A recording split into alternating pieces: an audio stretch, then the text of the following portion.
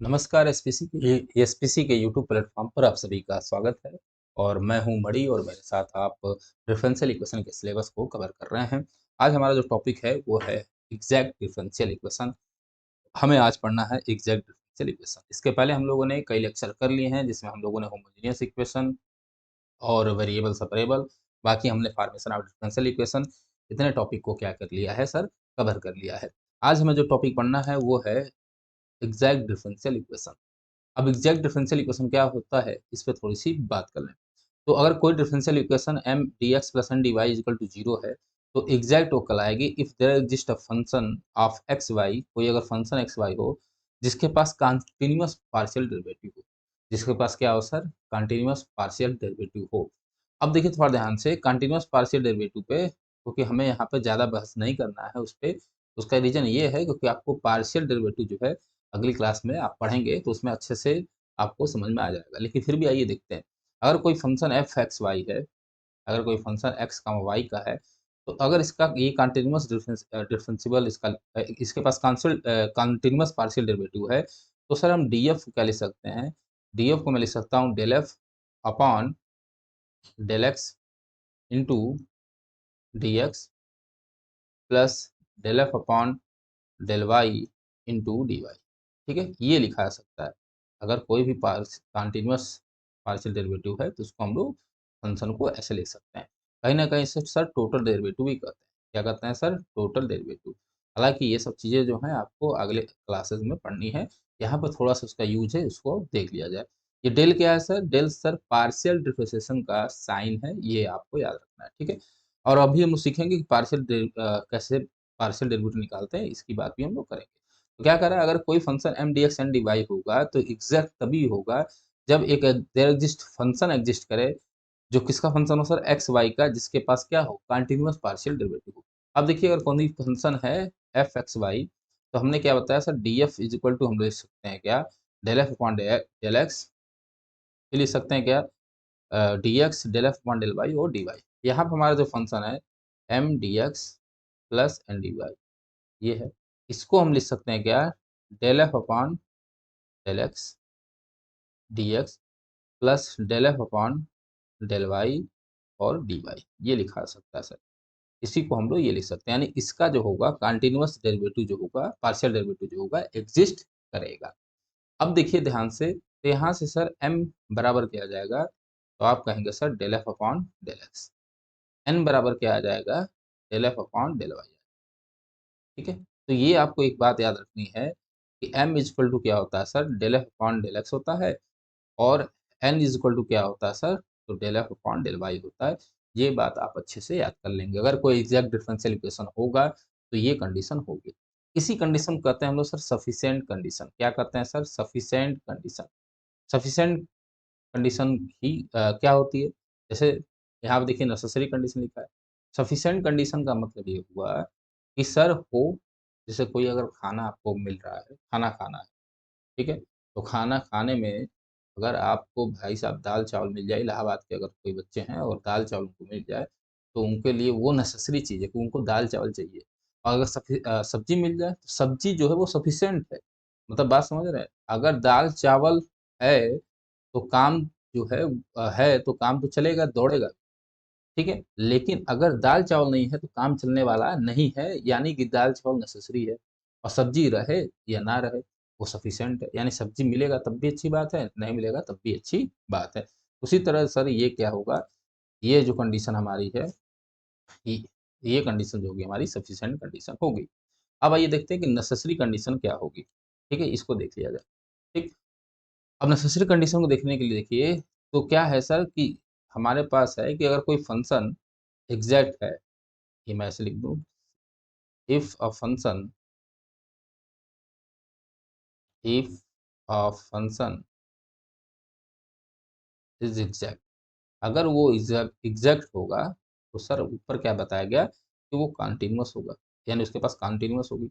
Then F is continuous, F क्या होगा sir? Continuous भी होगा। अब थोड़ी ध्यान से देखिए, समझिए बात को।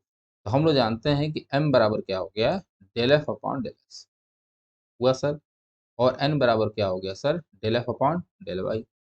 ठीक है? इसको मैंने मान लिया इक्वेशन नंबर 3 और इसको मैंने मान लिया इक्वेशन नंबर 4। तो अगर मैं यहाँ से del M upon del Y निकालूँ, del M upon del Y, तो क्या हो जाएगा सर? क्या हो जाएगा? डेल अपॉन डेल वाई और ब्रैकेट में हो जाएगा del F upon del x हो जाएगा। इसको लिख सकता हूँ मैं del two F upon del Y del X. ठीक है, यहाँ पे देखिए एन है, तो डेल एन अपॉन अगर मैं डेल एक्स निकालूँ तो इसको मैं लिख सकता हूँ डेल टू एफ और इधर हो जाएगा del X into del Y. ठीक है, ये आ गया।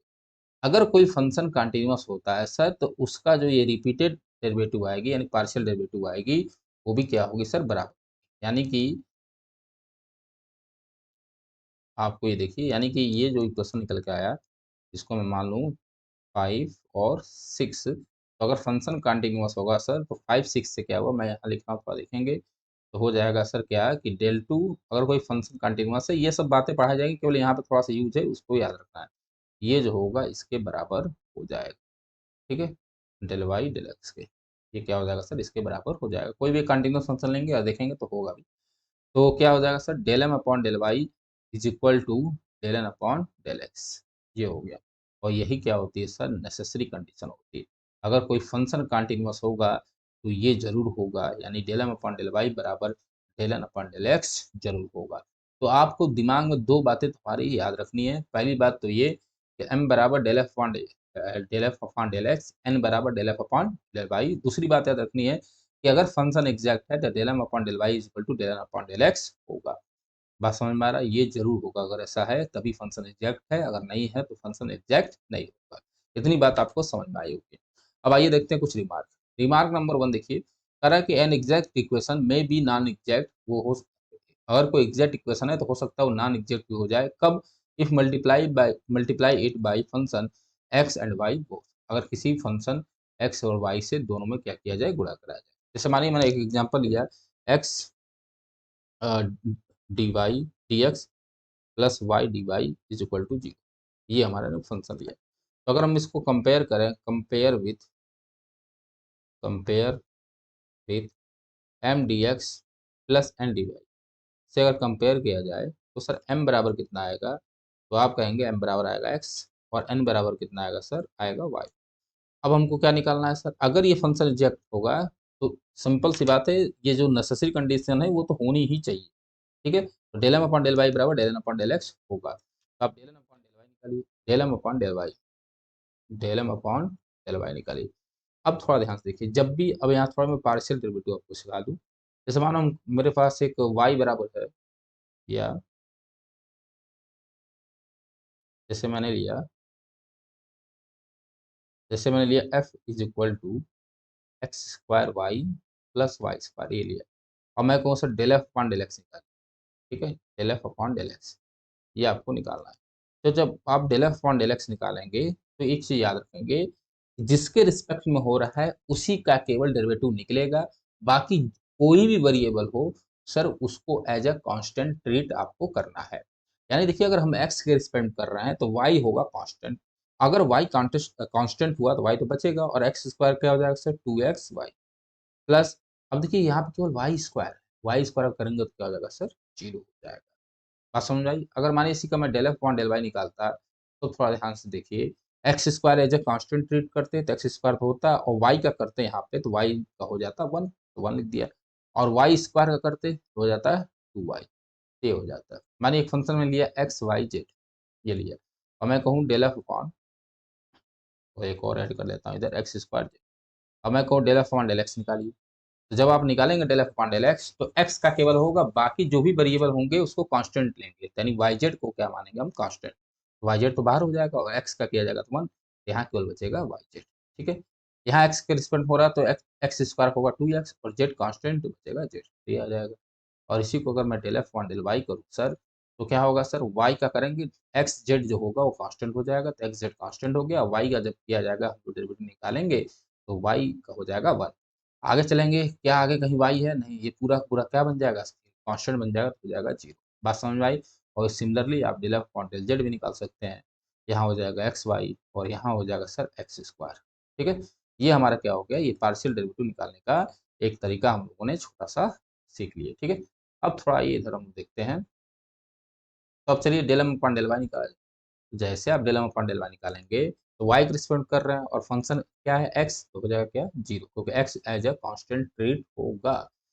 N del N upon del X निकालेंगे आप, और जैसे del N upon del X निकालने की आप कोशिश करेंगे सर, तो वाई एज अ कांस्टेंट हो जाएगा 0। यहाँ से क्या आ गया, del M upon del Y is equal to del N upon del X. अब आप देखिए ध्यान से, तो ये जो फंक्शन है, ये फंक्शन जो है वो एग्जैक्ट है। तो यही कह रहा है, अगर कोई फंक्शन एग्जैक्ट है तो उसमें किसी भी फंक्शन एक्स वाई के फंक्शन का मल्टीप्लाई कराया जाए पूरे फंक्शन में, तो वो नॉन एग्जैक्ट भी हो सकता है, यही बात कही जा रही है। तो मानिए मैंने माना इसको इक्वेशन 1, थोड़ा ध्यान से समझना है, मैंने मान लिया, और इक्वेशन 1 में मैंने मल्टीप्लाई कराया 1/y का दोनों साइड, तो हो जाएगा x अपॉन वाई प्लस क्या हो जाएगा सर, यहाँ हो जाएगा dx और प्लस हो जाएगा dy, क्योंकि वाई वाई कट जाएगा इक्वल टू 0। अब देखिए m बराबर कितना हो गया, अब हो जाएगा m बराबर x अपॉन वाई और n बराबर क्या हो जाएगा सर 1 हो जाएगा। ठीक है, अब आप del M upon del Y निकालिए।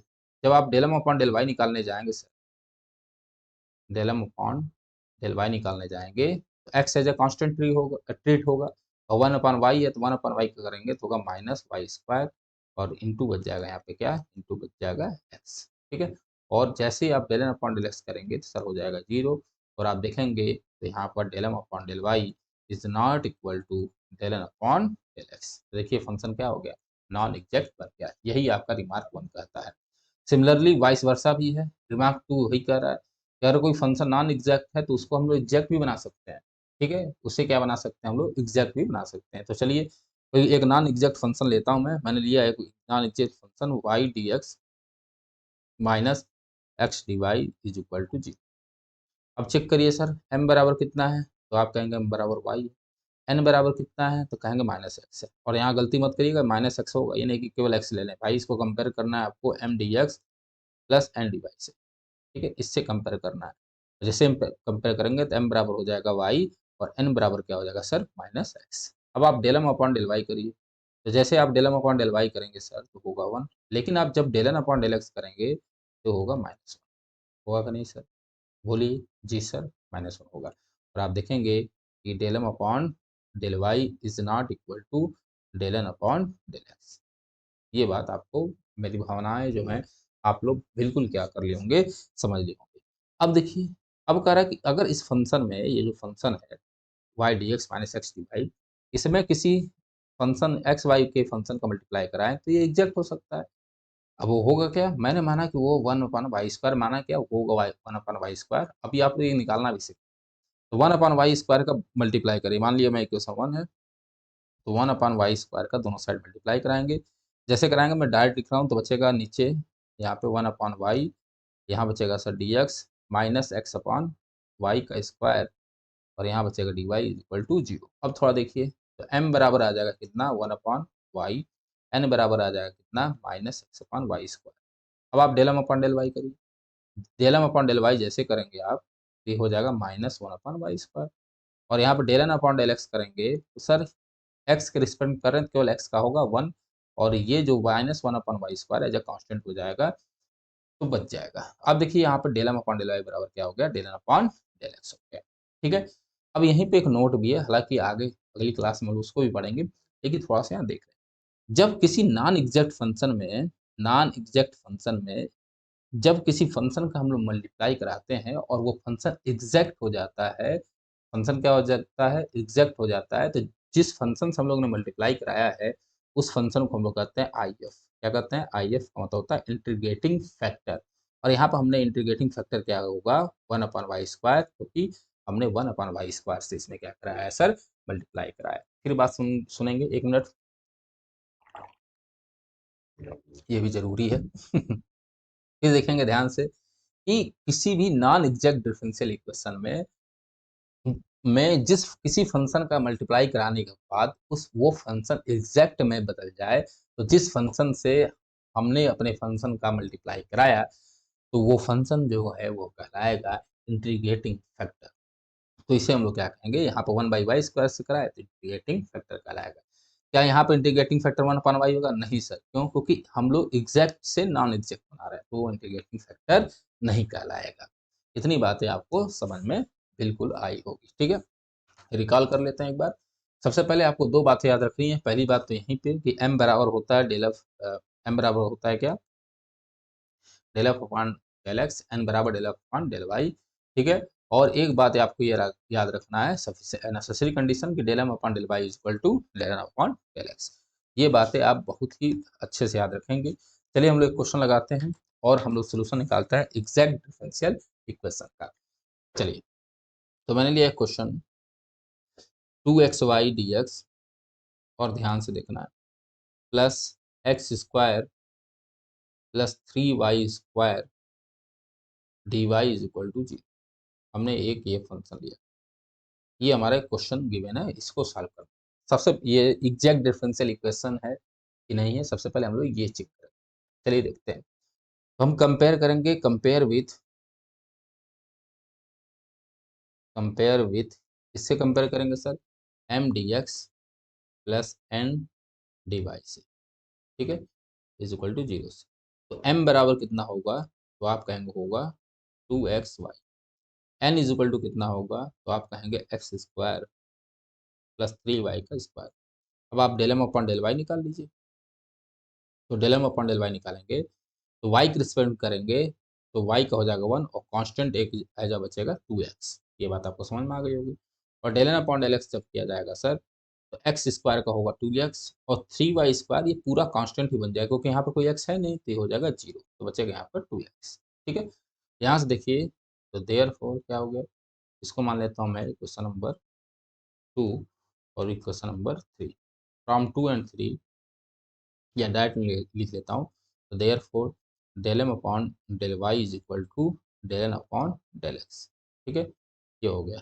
तो क्या कहेंगे, therefore equation 1 is exact. Equation 1 जो है वो क्या है सर, एग्जैक्ट है।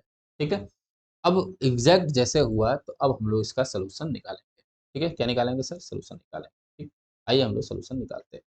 अब देखिए हमने क्या लिखा था, याद करें तो हम लिखा था डी एफ बराबर del F upon del x, और यहाँ होगा डी एक्स, यहाँ क्या होगा D x plus del F upon del Y, और यहाँ होगा डी वाई। इसको लिखना नहीं, यहाँ पे ये मैं बात आपको थोड़ा सा समझाने की कोशिश कर रहा हूँ। तो ये डी एफ है, ये यही फंक्शन होता है, इसी को लिखते हैं। तो जो इस डी एफ का सोल्यूशन जो होगा, इस डी एफ का जो सोल्यूशन होगा वो एफ ही होगा, वो कुछ एफ ही होगा। क्योंकि डी एफ जैसे मानिए, एक थोड़ी सी मैं बात समझाना चाहूँगा आपको। जैसे मैं लिखा D by by D x, ठीक है, और बराबर में लिख दूँ 2x, तो मैं बोलूँ अब इसका सोल्यूशन निकालिए सर। तो सोल्यूशन निकालने के लिए आप D F D Y is equal to क्या लिखते हैं, 2x dx, और इंटीग्रेट कर देते हैं दोनों साइड, तो वाई हो जाएगा एक्स स्क्वायर प्लस क्या बचेगा, एक्स सी। बचेगा कि नहीं बचेगा, यानी इसका जो सोल्यूशन हुआ सर, सोल्यूशन क्या हुआ आप देखिए ध्यान से, ये पूरा एक फंक्शन हुआ किसका, वाई। ठीक है, और वाई जो है वो किसका फंक्शन है, एक्स और वाई का। ठीक है, यानी कि y इज इक्वल टू, इसको मैं लिख सकता हूँ फंक्शन ऑफ y या एक्स वाई ऐसे। इसको मैं क्या लिख सकता हूँ, सॉरी, इसको मैं लिख सकता हूँ F of x comma Y is equal to C. लिख सकते हैं नहीं लिख सकते। सिमिलरली यहाँ देखिए, यहाँ पर डी एफ है, तो यहाँ पे जो इसका सोल्यूशन होगा वो f of x y is equal to c ही सोल्यूशन होगा। ठीक है, तो इक्वेशन 1 का सोल्यूशन जो होगा यही होगा। हमने लिखा general solution of G S of equation 1 is, equation 1 is f of x comma Y is equal to, और मैंने मान लिया एक्स कांस्टेंट सी, तो इसको मैं ले लेता हूँ सी वन मान लेता हूँ। F comma x y is equal to c one जो होगा वही हमारा सोल्यूशन होगा। अब इसको मान लिया मैंने क्वेश्चन नंबर 4। ठीक है, एंड, और हम क्या जानते हैं, एंड वी नो दैट, हमें पता है सर क्योंकि आपने बताया है कि, ध्यान से देखेंगे एक एक पॉइंट को। तो क्या बताया हमने कि जो del F upon del x होता है सर, वो इज इक्वल टू होता है, और यहाँ पे m की वैल्यू कितनी है, तो आप कहेंगे सर 2x y है, ये हो जाएगा सर 2xy। ठीक है, इसको मान लीजिए 5, एंड क्या, del F upon del y जो होता है वो क्या होता है, वो होता है n, और n बराबर आपने निकाला है एक्स स्क्वायर प्लस 3y²। ठीक है, इसको मान लिया मैंने कितना, 6। अब देखिए आपको निकालना क्या है, f फाइंड, क्या फाइंड करना है, f। अब देखिए यहाँ पे ये डेरिवेटिव है, क्या है सर? डेरिवेटिव है। अगर ये डेरिवेटिव है तो अगर एफ की वैल्यू निकालनी है आपको, तो इस फंक्शन का आप अगर इंटीग्रेशन कर दें तो एफ मिल जाएगा, क्योंकि आपको पता है कि डी बाई डी एक्स जो होता है और इंटीग्रेशन जो होता है, ये दोनों आपस के रेसिप्रोकल होते हैं। तो अगर इंटीग्रेशन को हटाना है तो इसका डी बाई डी एक्स कर दीजिए, और अगर डी बाई डी एक्स को हटाना है तो इंटीग्रेशन कर दीजिए। बात समझ में आए? हट जाएगा, ये बात आपको पता है। तो इसी तरह आप देखिए यहाँ पर क्या है, del F upon del x है, तो हमको एफ निकालना है। Del F upon del x है, तो हमको एफ निकालना है। इस फंक्शन का हम लोग अगर इंटीग्रेशन कर दें तो हमारा काम जो होगा वो हो जाएगा। ठीक है, तो मैं एक बार इसको नेक्स्ट पेज पे लिखता हूँ। तो हमारे पास क्या आया, मैं इसको एक बार लिख दूँ, और तो हमारे पास प्यारे बच्चे आया कि del F upon del x is equal to 2xy, और del F upon del y कितना आया सर? तो आप कहेंगे वो आया है x square plus 3y square. ये आया। ठीक है, ये आ गया।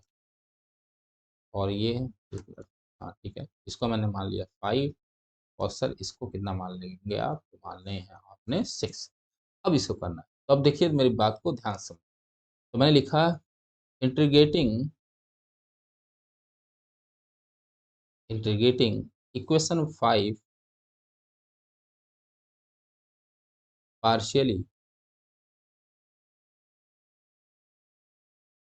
Partially with respect to x, with respect to x, x के रिस्पेक्ट में इंटीग्रेशन कर रहे हैं, ट्रीटिंग वाई एज कांस्टेंट, क्या करते हुए? वाई को एज अ कांस्टेंट मानते हुए, treating y as a constant. ठीक है, अब देखिए जब इसका आप इंटीग्रेशन करेंगे तो यहाँ एफ बचेगा केवल, तो बचा F is equal to 2xy का इंटीग्रेशन करना है। लेकिन सर आप किसके रिस्पेक्ट कर रहे हैं? देखिए एक्स के रिस्पेक्ट में। तो जब आप एक्स के रिस्पेक्ट में करेंगे तो बाकी जो भी वेरिएबल होगा वो क्या होगा? हमारा एक कांस्टेंट होगा। तो 2y तो कांस्टेंट होगा, ये बात आपको पता है। और एक्स का जब करेंगे तो होगा एक्स स्क्वायर अपॉन 2, प्लस एक फंक्शन आएगा, कांस्टेंट आएगा, लेकिन सर यहाँ पे जो कांस्टेंट है वो तो y है। तो यहाँ भाई जब भी हम इंटीग्रेशन करते हैं तो कांस्टेंट बचता है, और हम y को एज अ कांस्टेंट ट्रीट कर रहे हैं। तो सर जो यहाँ फंक्शन बचेगा, यहाँ जो भी कांस्टेंट आएगा हमने माना वो y का फंक्शन आएगा, हमने मान लिया साई ऑफ y। अगर वो इसको अच्छे से लिखा जाए तो y बराबर होगा कितना? एक्स स्क्वायर वाई, ठीक है, प्लस साई वाई। इसको मान लिया मैंने क्वेश्चन नंबर कितना है, तो आप मान लीजिए इसको क्वेश्चन नंबर 7। अब देखिए ये तो हो गया, एफ तो निकल गया हमारा, एफ हमारा निकल गया।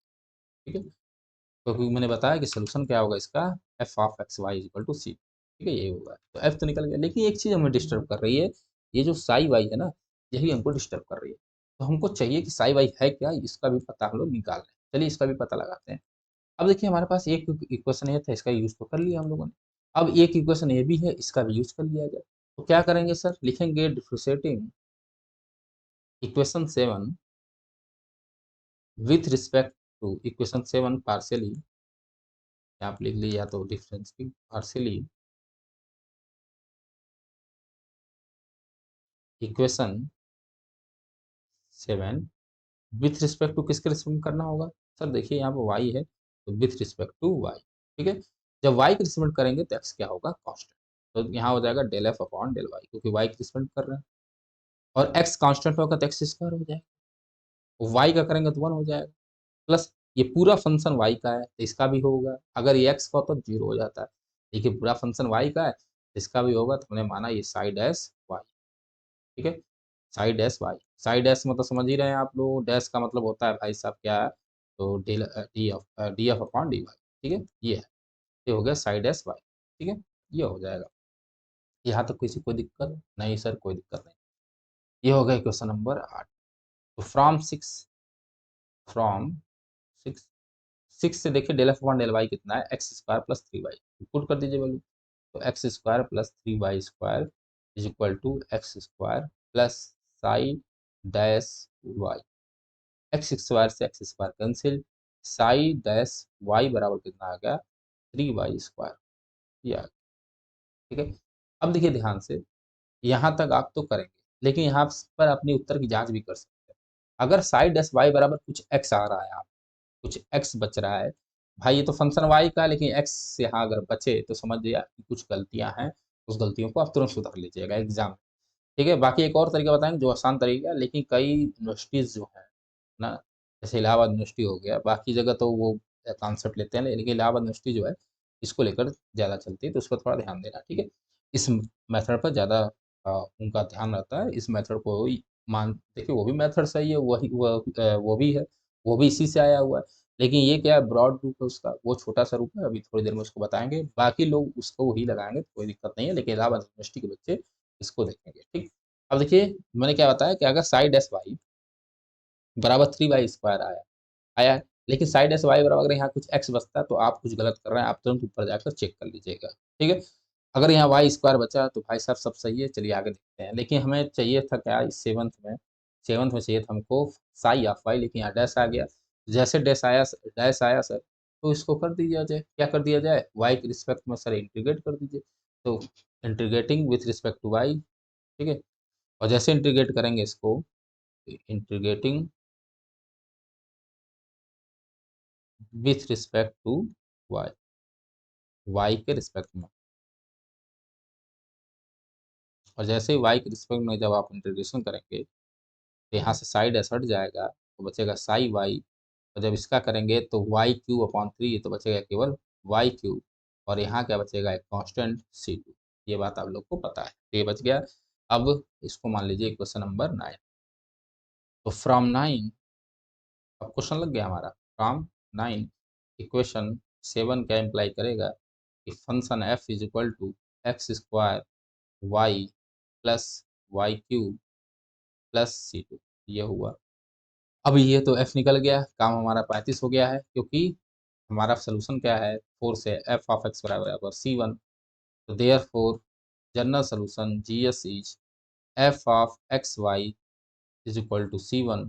तो यहाँ से हो जाएगा क्या, x² y plus y cube plus C2 is equal to C1। यहाँ से और अच्छे से लिखना हो तो y कॉमन ले लीजिए, और जैसे y कॉमन लेंगे सर, तो बचेगा x² plus y² is equal to कितना, C1 माइनस C2, और C1 माइनस C2 एक और कांस्टेंट हो जाएगा तो C लिख सकते हैं, तो y x² प्लस y² बराबर C।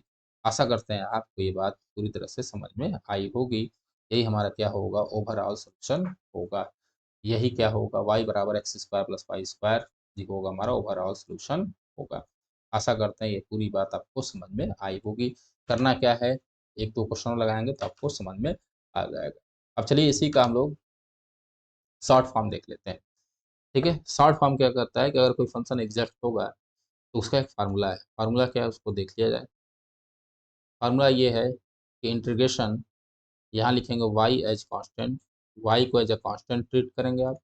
ठीक है, m dx plus integration निगलेटिंग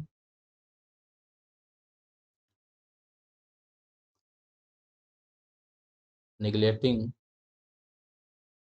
sum of x in n, और यहाँ हो जाएगा sir n dy is equal to constant c। ये होगा हमारा सोल्यूशन। ठीक है, आप देख लीजिए। आइए हम लोग देखते हैं, इसी क्वेश्चन को हम लगाते हैं, बहुत आसान है। यहाँ देखिए m बराबर कितना है, 2xy, तो एक बार लिख लीजिए सर। तो यहाँ m बराबर है सर कितना, 2xy। n बराबर कितना है सर, तो x² प्लस 3y का स्क्वायर, ये है सर। क्लियर है यहाँ तक।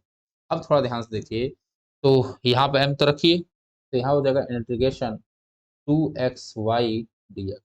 ठीक है, लेकिन क्या, y एज कांस्टेंट, तो ये बात याद रखना आपको, plus integration neglecting term of x in n।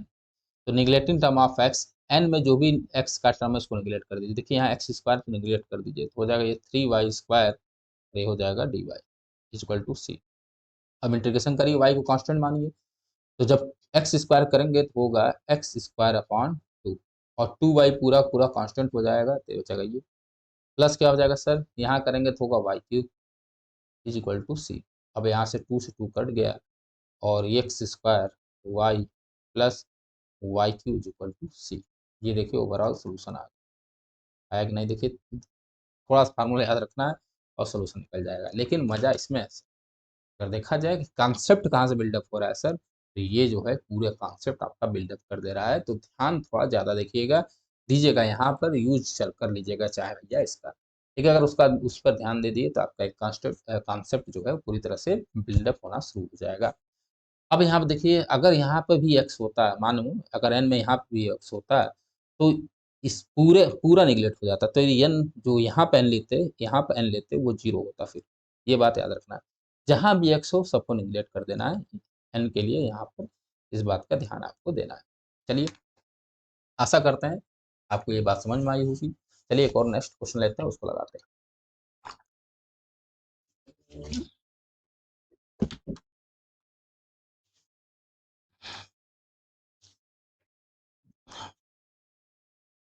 हुँ, एक बेहतरीन क्वेश्चन आया हमारे पास, इसको देख लिया जाए।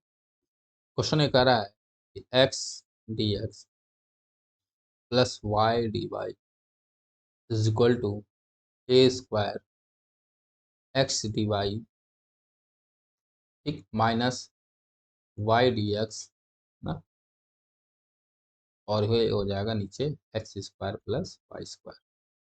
ये हमारा क्वेश्चन है। ठीक है, आइए इसको सॉल्व करते हैं। ये हमारा क्वेश्चन नंबर 2 है। लेकिन उससे पहले कुछ बातों ध्यान दे लीजिए। हमारा रिमार्क 1 पे पहुंचते हैं, तो उसको देखिए। आइए रिमार्क 1 को देखा जाए। ये हमारा रिमार्क, देखिए ध्यान से, तो हमने फंक्शन लिया x D x plus Y D y लिया। ठीक है, तो ये क्या था सर, ये एग्जैक्ट था पहले से। अब ध्यान से देखिए, लेकिन इसी फंक्शन को जब हमने x upon y D x plus d y किया है, तो ये सर नॉन एग्जैक्ट हो गया है। क्या हो गया सर, नॉन एग्जैक्ट हो गया है। दिख रहा है, यानी कि जैसे हमने वाई से डिवाइड किया है, तो क्या हो गया सर, ये नॉन एग्जैक्ट। यानी कि अगर कोई फंक्शन जैसे लिखा है उसको वैसे ही एज अ एम कंसीडर करना है, एज अ एन कंसीडर करना है। यानी कि ऊपर नीचे वाले को ऊपर भेज दें, ऊपर वाले को नीचे भेज दें, तो वहाँ से थोड़ा-सा काम ढीला हो जाएगा। इस बात का ध्यान इस भी क्वेश्चन में रखना है। ये क्वेश्चन मैक्सिमम हर एग्ज़ाम में पूछा जाता है, और बच्चे एम और एन निकालने में बहुत ही गलती कर देते हैं। काहे कई बच्चे एक्स स्क्वायर, वाई स्क्वायर के से मल्टीप्लाई कर लेंगे और फिर कंपेयर कर लेंगे, तो उससे काम हो जाएगा गड़बड़, और देखेंगे आप एग्ज़ैक्ट नहीं आएगा। ठीक है? आइए देखते हैं। आप ट्राई भी कर लीजिएगा, या मैं अभी यहाँ पे ट्राई करके दिखा भी दूँगा। अब देखिए ध्यान से, तो मैं इसको लिख सकता हूँ एक्स डी एक्स, और मैंने कहा जो जैसे लिखा है उसको वैसे लिख दीजिए। डी वाई, इसको मैं लिख सकता हूँ ए स्क्वायर एक्स, ये हो जाएगा x square plus Y square, तो यहाँ हो जाएगा sir d y minus a square y x square plus Y square, ये हो जाएगा डी एक्स। डी एक्स वाले को डी एक्स के साथ करिए, तो होगा x plus a square y, हो जाएगा x square plus Y square, और यहाँ क्या हो जाएगा सर, यहाँ हो जाएगा सर आपका डी एक्स, और यहाँ क्या हो जाएगा a square x upon x square plus Y square, और जब इधर आएगा तो होगा माइनस वाई, सॉरी इसको इधर ही कर लिया जाए, क्योंकि m D x n y बनाना है, तो इसको इधर ही ऐसे लिख दें, ये भी हो जाएगा माइनस या प्लस, हो जाएगा प्लस। ठीक है, वाई कॉमन है, तो वाई, और जब इसको इधर लाएंगे तो होगा minus a square x x square plus y का स्क्वायर। ठीक है, ये होगा। ठीक, तो यहाँ हो जाएगा d Y is equal to 0। ठीक है, ये बात आपको समझ में आई होगी। अब कंपेयर विथ, वही कंपेयर कर दीजिए, तो कंपेयर किससे करेंगे, compare with M D x plus N D Y is equal to 0।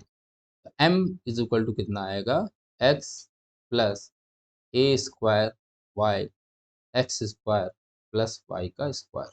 N is equal to कितना आएगा, y minus a square x x square plus y का स्क्वायर। अब क्या करना है सर, तो अब कंपेयर कर, अब देखना हमको del M upon del Y is equal to del M upon del x है कि नहीं। तो सबसे पहले हम निकालते हैं del M upon del y, निकाला जाए, तो del M upon del y जब करेंगे, तो वाई के रिस्पेक्ट में करें तो एक्स क्या हो जाएगा 0, क्योंकि कांस्टेंट है, तो एक्स का हो गया 0, प्लस क्या कर रहे हैं, वाई के रिस्पेक्ट में कर रहे हैं। तो जब वाई के रिस्पेक्ट में आप कर रहे हैं सर, तो आप देखिए यहाँ पे वाई यहाँ भी है और यहाँ भी, तो फर्स्ट अपॉन सेकंड फंक्शन का ये फार्मूला बन गया। अब इसको किया जाए, तो जब इसको हम लोग करते थे तो याद करिए, हो जाएगा x square plus Y square का होल स्क्वायर। ठीक है, और ए स्क्वायर वाई बचा है, तो भाई ए स्क्वायर वाई है, तो एक बार ए स्क्वायर वाई करेंगे, तो ए स्क्वायर वाई का करेंगे तो बचेगा यहाँ पे ए स्क्वायर, और ये पूरा पूरा एक बार छूट जाएगा, तो होगा x square plus Y square. याद आ रहा है आपको, ऐसा कुछ करते थे इंटर में। यहाँ हो जाएगा माइनस, फिर ए स्क्वायर वाई छूटेगा, और x square plus Y square का करेंगे, तो वाई के स्टूडेंट करें तो एक्स स्क्वायर का जीरो हो जाएगा, और यहाँ बचेगा 2y। याद आ रहा है, एक्स स्क्वायर जीरो होगा, वाई स्क्वायर किया 2y। नेक्स्ट पेज पे चलते हैं। तो आया del M upon del Y is equal to zero तो समाप्त, और यहाँ हुआ ए स्क्वायर, यहाँ क्या हो जाएगा 2a² वाई स्क्वायर। तो क्या होगा यहाँ से, हो जाएगा a square x square a square y square minus 2a² y square upon x square plus Y square का होल स्क्वायर। यहाँ पूरा कितना आ गया, आ जाएगा ए स्क्वायर एक्स स्क्वायर, और देखिए यहाँ से माइनस बचेगा a square y square upon x square plus Y square का होल स्क्वायर। ये बचा क्या हमारा, del M upon del y. कोई दिक्कत नहीं सर, कोई दिक्कत नहीं। अब आप देखिए थोड़ा ध्यान से, तो एन क्या है, एन है वाई माइनस ये, तो इसका करना है, इसका करना है, तो मैं यहाँ पे करता हूँ, प्लस जगह नहीं तो एन वहाँ लिख देता हूँ एक बार। तो एन बराबर है हमारे पास y minus a square x x square plus y, यही है। तो आप देख लीजिए, जी सर यही है। अब हमको del N upon del x करना है, एक्स के रिस्पेक्ट में कर रहे हैं, तो वाई एज अ कांस्टेंट होगा, हो जाएगा जी, माइनस माइनस सब में कॉमन हो गया, फर्स्ट एक्स ऊपर भी है एक्स नीचे भी, first into second function formula, और नीचे लिख दूँ मैं, जिससे वहाँ पर आ जा, चलिए आ जाएगा, कोशिश, लेकिन दिक्कत होगी, एक मिनट, मैं थोड़ा और नीचे करके लिखूँ। तो del N upon del x, ये हो जाएगा जीरो, माइनस सब में कॉमन है, ए स्क्वायर एक्स का एक बार करेंगे, एक्स का रिस्पेक्ट में कर रहे हैं तो होगा ए स्क्वायर, और इसको ऐसे ही छोड़ देंगे नीचे वाले को, ठीक है, माइनस ए स्क्वायर एक्स को छोड़ा, और x square plus Y square का किया तो बचेगा 2x, वाई स्क्वायर का करेंगे तो हो जाएगा जीरो, और अपान बचेगा x square plus Y square का होल स्क्वायर। अब इसको सॉल्व कर लीजिए, तो होगा a square x square plus a square y square, और माइनस 2a² एक्स स्क्वायर, और यहाँ बचा नीचे x square plus Y square का होल स्क्वायर। जब सॉल्व करेंगे तो बचेगा यहाँ से माइनस, ये होगा a square y square minus a square x square upon x square plus Y square का होल स्क्वायर, ठीक है, ये बचा। जब माइनस अंदर ले जाएंगे तो a square x square minus a square y square upon क्या होगा, एक्स स्क्वायर प्लस वाई का होल स्क्वायर। देखिए ये आ गया del N upon del x, और आप देखिए ध्यान से, तो del M upon del Y is equal to क्या हो चुका है, del N upon del x हो चुका है। तो ये फंक्शन क्या होगा, एग्जैक्ट होगा, ठीक है। और आप नॉन एग्जैक्ट भी दिखा सकते, दिखा देंगे, तो क्या आप एक्स स्क्वायर वाई स्क्वायर अगर यहाँ मल्टीप्लाई कर दिए इधर, और फिर डी एक्स डी वाई को लग किए, तो आप एक बार घर देखिएगा तो नॉन एग्जैक्ट आएगा, इस बात का ध्यान रखेंगे। अब आइए सोल्यूशन देखते हैं, तो क्या लिखेंगे, hence general solution of one, मतलब हमारा जो फंक्शन है इज, क्या बताया था, तो आप कहेंगे sir function of x y is equal to c one, ये हमारा क्या हो गया, जनरल सोल्यूशन हो गया। इसको मैंने मान लिया क्वेश्चन नंबर 1। अब आप क्या जानते हैं लिखते जाइए। तो वी नो दैट, हम जानते हैं, क्या जानते हैं मेरे भाई, कि del F upon del x is equal to होता है एम, और एम बराबर है क्या, इसको भी देख लिया जाए, तो एम है x plus a square y upon x square plus Y square. फिर क्या जानते हैं, del F upon del y कितना होता है एन, और ये इज इक्वल टू क्या है, y minus y minus a square x upon x square plus Y square. Clear है, ये दिया, ये हमारा निकल गया। इसको मान लीजिए क्वेश्चन नंबर 2, इसको मान लीजिए क्वेश्चन नंबर 3। अब क्या करना है, 1 से एफ घटाना है, तो क्या लिखेंगे, 2 से तो लिखेंगे integrating question two partially integrating equation 2 partially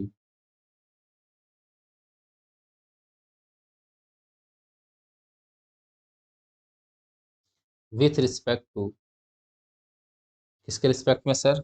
with respect to x, treating as y constant, y को एज अ कांस्टेंट ट्रीट करते हुए।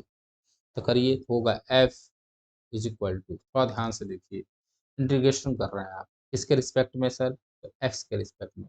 जब एक्स के रिस्पेक्ट में इंटीग्रेशन करेंगे तो एक्स का हो जाएगा x square upon two, plus देखिए सर, यहाँ देखिए ध्यान से, तो एक्स के रिस्पेक्ट में कर रहा है, यहाँ ये बचा हुआ है, तो यहाँ हो जाएगा इंटीग्रेशन, एक बार मैं लिख दूँ फिर मैं इंटीग्रेशन करके आपको दिखाता हूँ, a square y x square plus Y square, ठीक है ये हुआ। और इसको हम लोग पार्शियली कर रहे हैं, तो पार्शियली जब इंटीग्रेशन इसका करेंगे सर, यहाँ डी एक्स लिख दिया, और प्लस एक कांस्टेंट आ जाएगा साई वाई, ये आपको पता है क्योंकि वाई क्या है? कांस्टेंट है, यहाँ कांस्टेंट भी जो आएगा वो फंक्शन ऑफ वाई ही आएगा। अब इसका इंटीग्रेशन करना है ए स्क्वायर वाई, और देख लीजिए इसका इंटीग्रेशन कैसे होगा, x square plus Y square. अब देखिए वाई कांस्टेंट है ना, तो वाई को इधर लाइए, तो मैं इसको लिख सकता हूँ ए स्क्वायर वाई, और इसको लिख सकता हूँ x square y square plus one, लिख सकता हूँ? बोलिए भाई, लिख सकते हैं? बिल्कुल लिख सकते हैं। और यहाँ पर कॉमन आपने लिया वाई स्क्वायर, तो इस वाई से ये वाई क्या हो गया? कैंसिल। तो मैं इसको लिख सकता हूँ x square upon two plus integration, इसको लिख सकता हूँ ए स्क्वायर, नीचे लिख सकता हूँ one plus x upon Y का होल स्क्वायर, और यहाँ हो जाएगा सर डी एक्स। और वाई क्या है? एज ए कांस्टेंट ट्रीट हो रहा है, ये याद रखना है। और यहाँ, और एक वाई यहाँ बचेगा, उसको भी लिख लीजिए सर, उसको क्यों भूल रहे हैं सर? यहाँ एक वाई बचेगा, ठीक है, ये ऐसे आया, ठीक। और प्लस साई वाई आया। अब आप इंटीग्रेशन करिए, तो जब सर इसका इंटीग्रेशन करेंगे तो देखिए ये बन गया है, वाई कांस्टेंट है ना सर, तो ये बना है sir one plus x by a का होल स्क्वायर, ऐसे कुछ बना है, वन बाई, यहाँ लिख दूंगा, तो ये हमारा बन गया, अगर देखा जाए तो वन प्लस एक्स का square, one by one plus X square, और इसका होता है टेन इनवर्स एक्स। तो हम क्या कर सकते हैं, हम यहाँ ले सकते हैं, यहाँ लिख रहा हूँ मैं, let x upon y is equal to t, तो एक्स बराबर क्या हो जाएगा? वाई टी, बोलो भाई। और डी एक्स बराबर क्या हो जाएगा? वाई डी टी, हो जाएगा कि नहीं? बोलो भाई। जहाँ क्यों वाई डी डी टी हो गया? क्योंकि y as a constant treat हो रहा है यहाँ पे, तो हो जाएगा यहाँ पे x square upon two plus integration a square, यहाँ हो जाएगा सर वाई, यहाँ हो जाएगा वन प्लस टी का स्क्वायर, और डी एक्स बराबर आपको रखना है कितना? यहाँ डी एक्स, डी एक्स बराबर, यहाँ लिखा तो मैं, डी एक्स बराबर को लिखना है वाई डी टी, यहाँ हो जाएगा कितना सर? हो जाएगा sir into y d t, plus हो गया साई ऑफ वाई। इतना समझाना आपको तब मैं इतना लिख रहा हूँ, तो लिखता नहीं, साई ऐसे बनता है इसका, ठीक। ये, अब देखिए इस वाई से भी वाई क्या हो गया? कैंसिल हो गया भाई, तो वन इसका क्या आ जाएगा सोल्यूशन? तो आएगा f is equal to x square upon two plus a square tan inverse t, t का मतलब हो गया x upon y, plus psi of y, plus psi of y, ये आएगा, ठीक है, ठीक है, ये देखिए प्लस ये आया, ठीक। भाई वन प्लस टी स्क्वायर बन गया, वन प्लस टी स्क्वायर क्या होता है? One by one plus T square होता है टेन इनवर्स टी, ठीक। तो इसको हमने ऐसे लिख दिया है, ठीक। ये आ गया, ये तो एफ निकल गया, इसको मान लीजिए क्वेश्चन नंबर, जो भी मान लीजिए, एक तो दो पेज पर चला गया हूँ मैं, इसको मान लेता हूँ क्वेश्चन नंबर फोर, तो फोर। अब आपको पहले ही क्वेश्चन का यूज करना है, तो क्या करेंगे? Differentiating with respect to y, इसके रिस्पेक्ट में पार्शियल लिख लीजिए, क्योंकि यहाँ पे जो भी काम करना है पार्शियली करना है, तो differentiating partially with respect y, तो करेंगे तो होगा d d del F upon del y, y के रिस्पेक्ट कर रहे हैं, ठीक है, वाई के रिस्पेक्ट में आप यहाँ पर कर रहे हैं, इस बात का ध्यान आपको बखूबी रखना है, ठीक है। तो जब वाई के रिस्पेक्ट में करेंगे तो एक्स स्क्वायर बाई टू को क्या हो जाएगा सर? प्लस यहाँ बचेगा ए स्क्वायर, बचेगा सर। अब tan inverse x upon y कर रहे हैं, तो होगा one upon one plus x upon Y का होल स्क्वायर, होगा कि नहीं होगा? अरे भाई 1/t का स्क्वायर ही होता है टेन इनवर्स एक्स का, और एक्स अपान वाई का एक बार करना पड़ेगा। तो जब एक्स अपान वाई का एक बार करेंगे होगा माइनस, मैं यहाँ पे लिख दूँ, तो एक्स अपान वाई करेंगे तो minus x upon y square.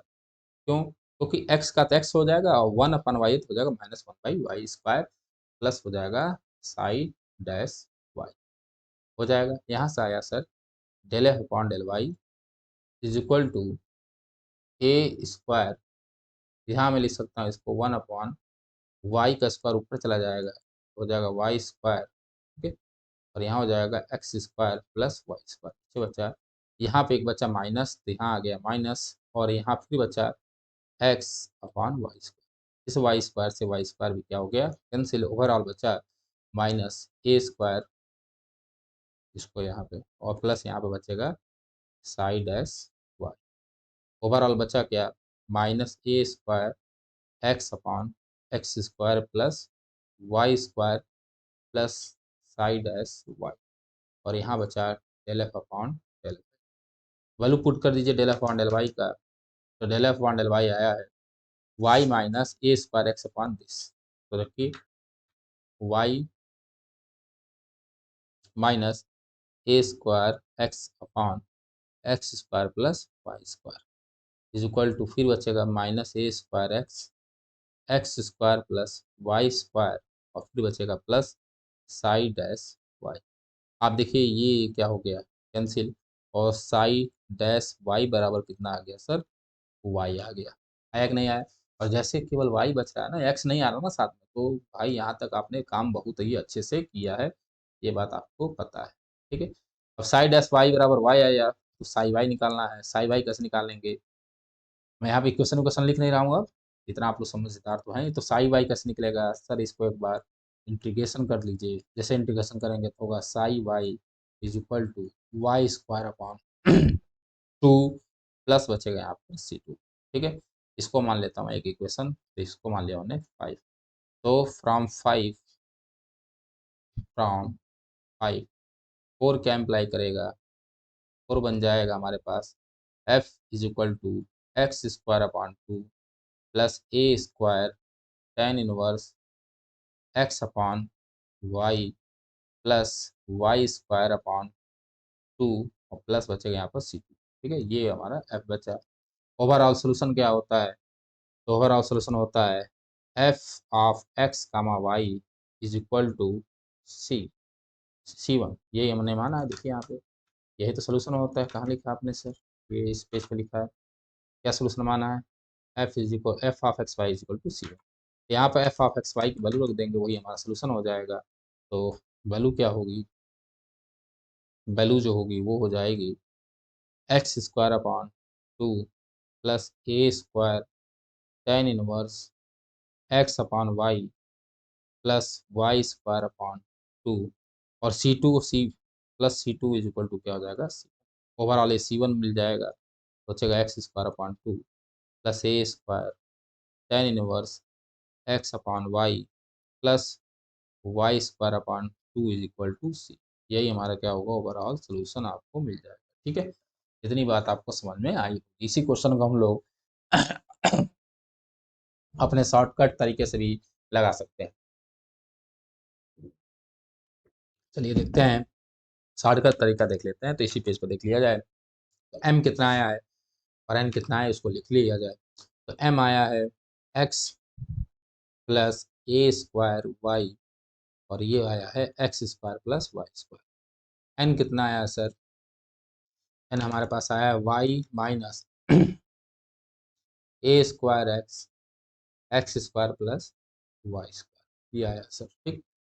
Formula क्या होता है, इंटीग्रेशन वाई एच कांस्टेंट, यहाँ होता है एम डी एक्स प्लस, तो इसको नीचे लिख दूँ m D x plus integration neglecting term of x in n, और यहाँ होता है n D Y is equal to g.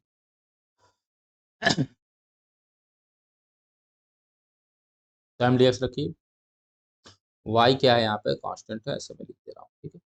तो रखेंगे तो एक्स प्लस फिर इंटीग्रेशन वाई कांस्टेंट, मतलब मैंने अलग कर लिया कि इंटीग्रेशन आपसे हो जाए, ए स्क्वायर वाई और यहाँ हो जाएगा x square plus Y square, यहाँ होगा सर डी एक्स और यहाँ भी होगा D x plus integration y एन में देखिए एक्स वाले टर्म को निगलेक्ट करिए तो ये वाला टर्म निगलेक्ट होगा, ठीक है, बचेगा केवल वाई, हो गया y D Y is equal to कितना सी, सॉरी ये सी होता है, इज इक्वल टू सी।